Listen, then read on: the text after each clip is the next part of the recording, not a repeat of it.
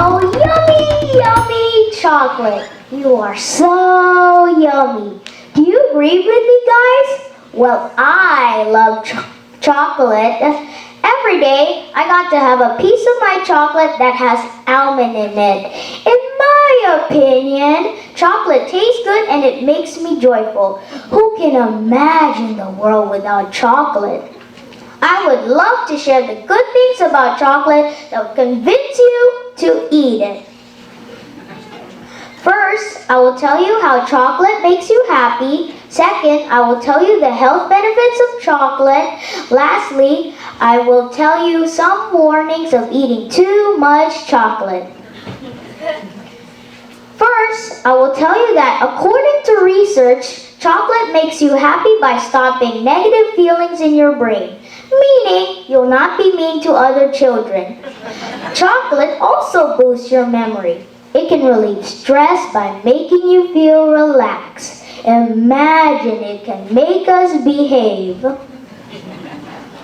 Secondly, chocolate has health benefits too. It is a powerful source for antioxidants that prevents cancer or getting very sick. Chocolate can improve blood flow and lower blood pressure, making us healthier when we get old. And it can even protect your skin by improving hydration and skin density, so your skin doesn't get dry and ugly. Lastly, and sadly, if we eat too much chocolate, it has horrible effects on our body. Chocolate is high in calories that can make you gain weight. It is high in saturated fat, otherwise known as bad fat, which can lead to heart attacks. It is also high in sugar, which can make you a diabetic person, meaning that your wounds won't heal quickly. Chocolate can also give you tooth decay, resulting in a painful toothache.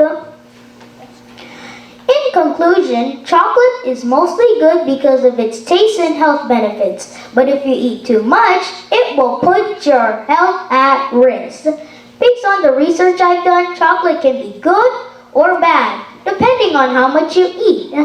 It can make you happy by stopping negative effects, and its health benefits like hydration for your skin makes your skin beautiful. But its terrible effects can make a person fat. My parents never let me eat too much chocolate because they want to take care of me.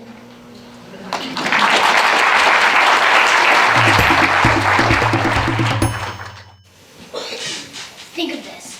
Right now, as I am speaking, many animals are being abused, neglected, and mistreated.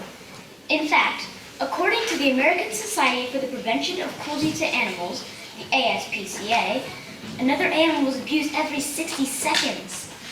The Humane Society reports that there are about 1,400 documented cases of animal cruelty each year. However, most cases of animal abuse are never reported, so it's hard to know the exact numbers. So many animals, there are many types of abuse and neglect, including intentional cruelty, neglect due to hoarding, puppy mills, dogfighting, cockfighting, and more. So many animals die all the time, and I want to help change that. You can too. How? By doing these 3 things. First, you can adopt a pet from your local animal rescue. Animal rescue organizations work so hard to help animals in danger. But once rescued, these animals need a home. So if you really want a pet, I recommend you adopt one. For example, right here in Tallahassee, you can adopt a pet from Last Hope Rescue. One success story from Last Hope Rescue is about a dog named Taffy. She was rescued after she was thrown over a fence and discarded like trash. Now she's in a wonderful home, and her owner said, "She is the light of my life, and I cannot thank you enough for allowing me to adopt her." You can create your own happy ending for an animal. Next, if you adopt a pet, make sure you know how to take care of it. Kind people want to take in animals who need a home. However, if you take in too many animals, you might not be able to feed or really take care of them all. That leads to unintentionally neglecting your animals. And of course, don't abuse your pet. You can actually get arrested for animal abuse. Finally, you can donate to one of the many organizations that help animals in danger. You can donate money, or supplies, or you can even volunteer your time. You can also call your local animal rescue if you see an animal in trouble, dying, or hurt. If you love animals, you should do as much as you can to help. And remember, the smallest things can make a big difference in an animal's life.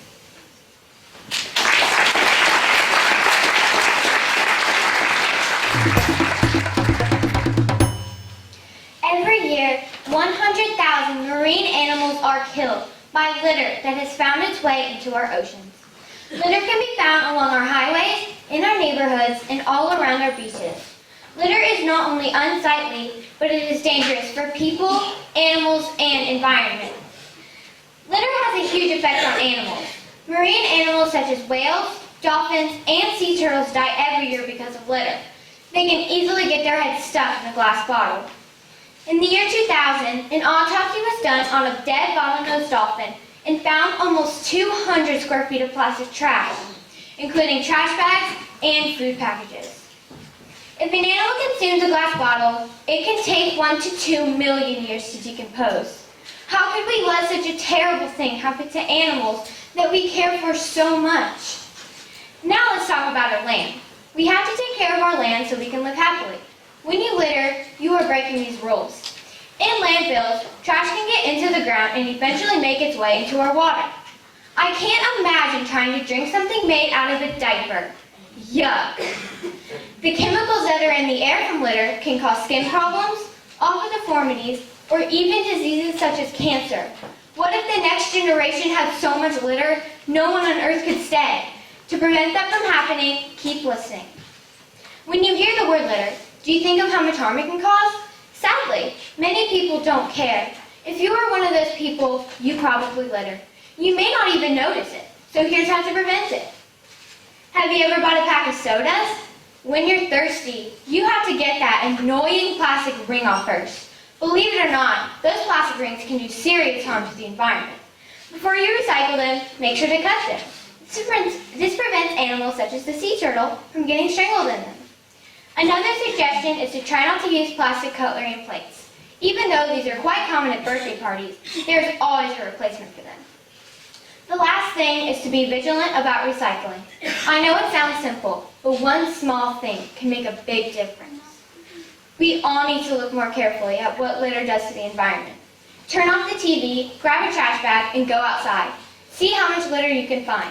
Like Robert Swan said, the greatest threat to the earth is the belief that someone else will save it. Everyone should pitch in, not just one person. Remember, the earth is not your dumpster. Don't be a litter bug.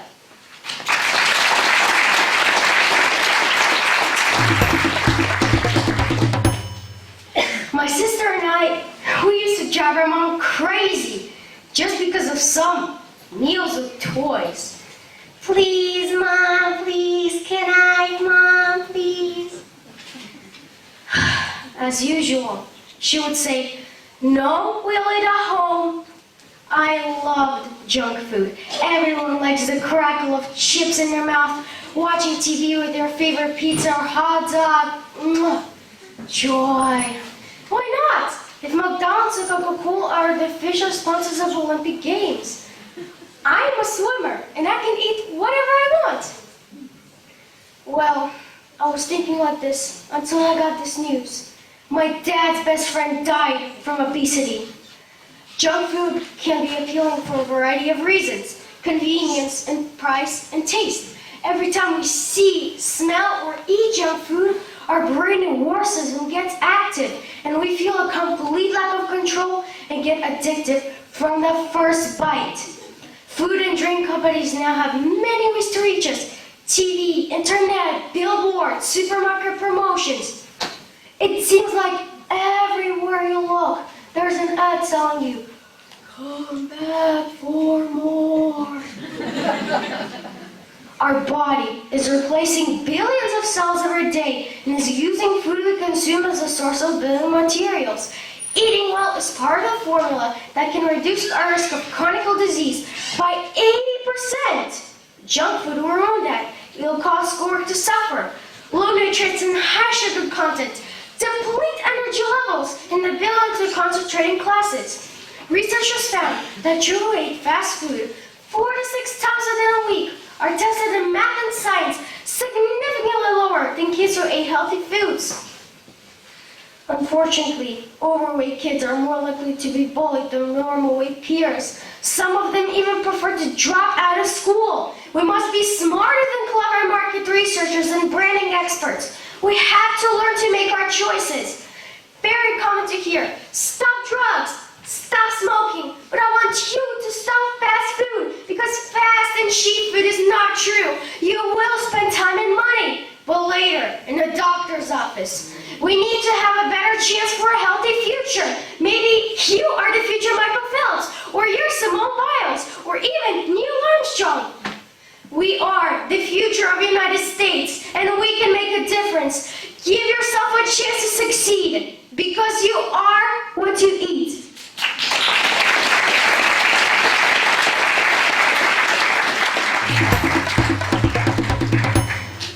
Have you ever wondered what it was like on the inside of your dog's cage? I know I have, or at least I did, until it happened. Today I'm going to be telling you about the time I got locked in my dog's cage, and like any other horrifying story, it was a dark and stormy night. My family was in the living room watching TV, while I was in my room sleeping, when suddenly I noticed a dark figure in a corner of my room. I walked closer, turned on the lights, and realized it was a dog cage. Dun, dun, dun! Question was, who put it there? Then I realized I put it there. I also started to notice the dog cage door was open. Question was, who opened it? Then I realized I did that too. After a while, I started to think to myself, dogs are pretty cool. They stay in cages. So I crawled in, got nice and snug, and locked myself in. I felt pretty good. Then until I realized what I did. You see, that was the day I realized I was very, very claustrophobic. And if you don't know what that means, it basically means you hate tight spaces. Back to what I was saying though. I was in there for so long, I started writing a mental diary to keep me sane. It went a little something like this. Dark. Cold. Alone. The dog walks into the room. Hey, your name is for outside. Bad dog. I let you out on this side, you're a pain. Why you gotta do me like that, dog? Back to what I was saying. Dark, cold. Although I can't take this, I shook the cage and I ramped the barge and I managed to get my right hand to the lock. Good job, righty. I walked away mad, but then I realized, this is actually a pretty good day. I lost and I learned. I learned that I was claustrophobic and I lost my dignity. In conclusion, that was the worst 3 seconds of my life.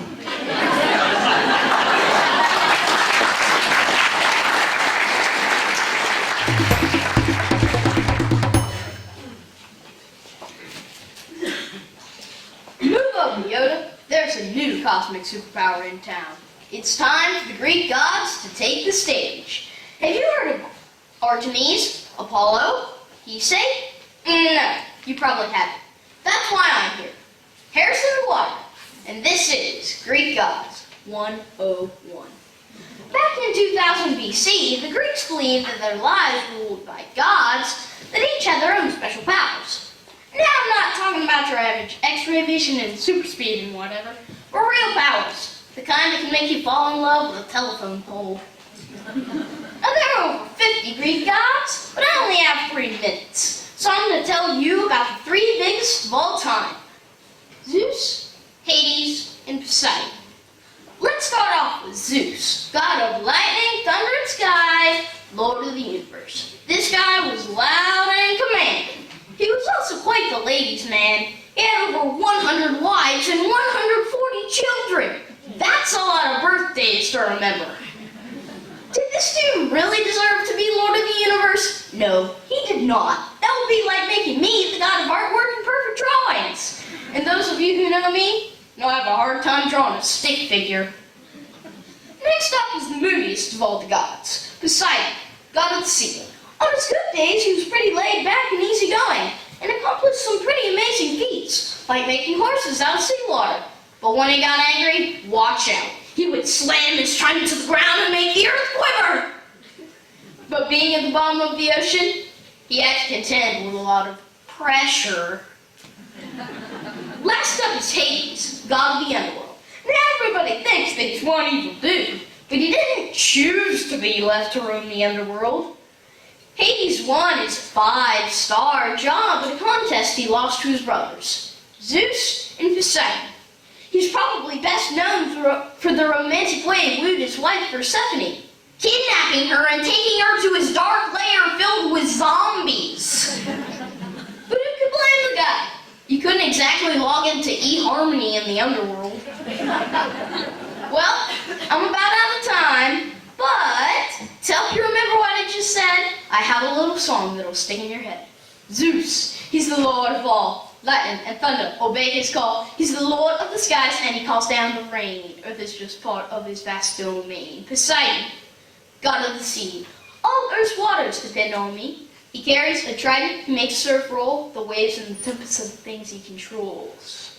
His name is Hades, he's the god below. He rules over death and brings sorrow and woe. Zeus is his brother and he tries to be kind, but he's filled with greed and won't change his mind.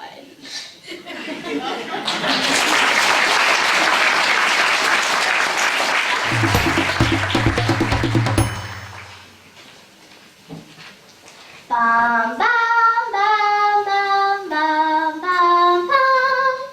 Hello, welcome aboard the Disney Fantasy Cruise Ship.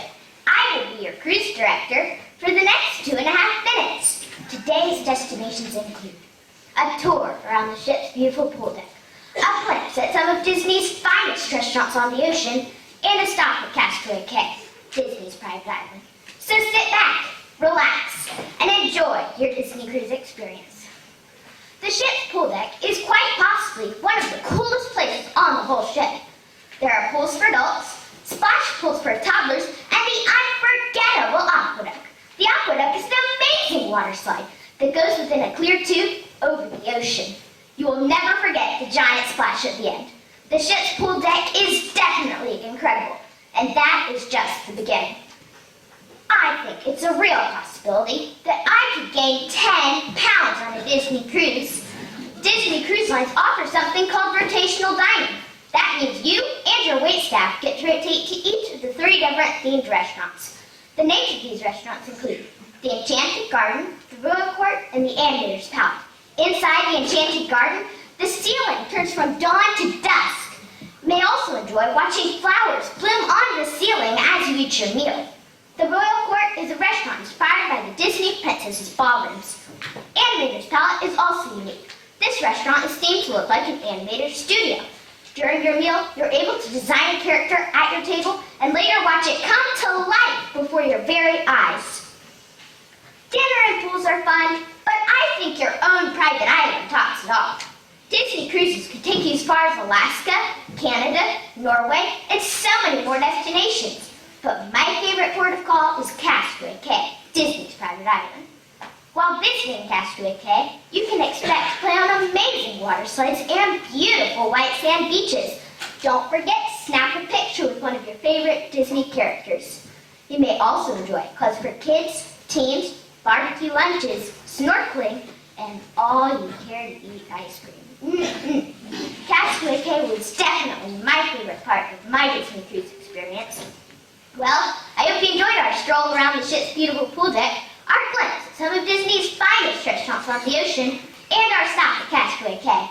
Today's cruise is coming to an end, but I am confident that I will see you again on my next Disney cruise. So, until next time, see you real soon!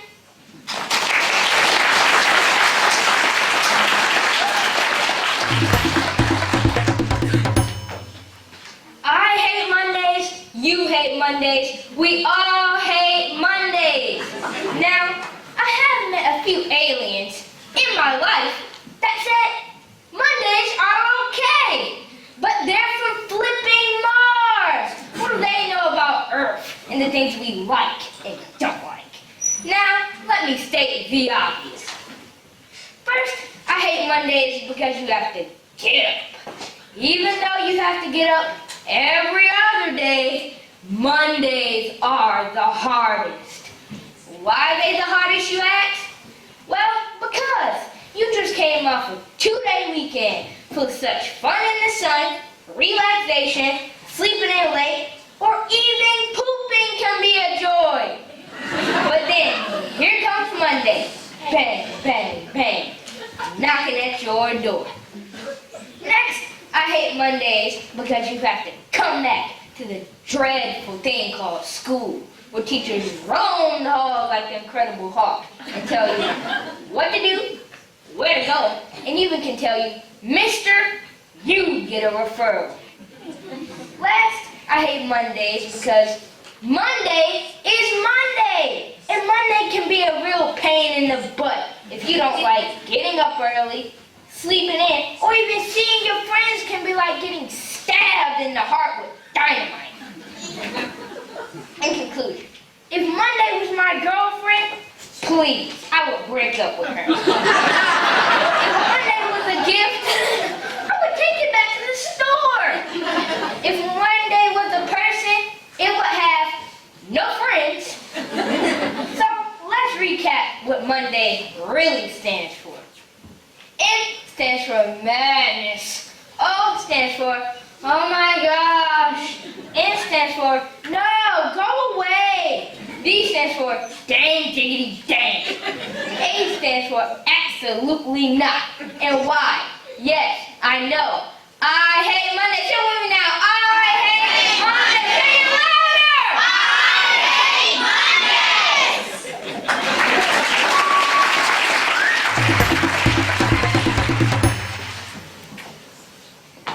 Like a girl. A few weeks ago, I saw a video campaign called Like a Girl. In the video, interviewers asked some older girls, boys, and then some younger girls the same question. What does it mean to run like a girl? The older girls and boys tossed their hair, giggled, and then skipped clumsily. But when the younger girls were asked the same question, they said it means to run as fast as you can, hard as you can, and strong as you can. That's a big difference. The older girls had lost confidence in what it means to be a girl, and I wanted to know why. One of the answers is that it's easy to lose confidence in yourself if others don't have it in you. When I was younger, I was obsessed with Legos. One day, I went to the store and saw something that made my eyes shine. Girl Legos in beautiful colors like pink, purple, and even aqua. I rushed home with that box, stumped out to pieces, and felt very confused. Some of the parts had already been built for me, pre-assembled. I asked my mom, don't they think girls can build hard things too? It's tough when others don't believe in you, but you can turn things around if you believe in yourself. Last summer, I signed up for a robotics camp. I was super excited, but when I walked in, there were a ton of boys there, and I immediately began to doubt myself. Some of the boys were bigger, older, and most of them were strangers. I started the camp, but on the third day, my mom asked me, Annika, why do you keep wearing these big, baggy shirts? I said, Mommy, I want to fit in with the boys, and I want them to think I'm smart, not a girly girl. But my mom said, but Annika, you are a girl, and you are smart. You're both. So the next day, instead of wearing a baggy shirt, I wore something that I liked, a pretty dress. And then I went to camp, took my robot, and battled it to the death. And I won, like a girl. So ladies, when the world sends you the message that because you're a girl, that you don't belong here, you're not strong or capable enough, remind yourself. That's right.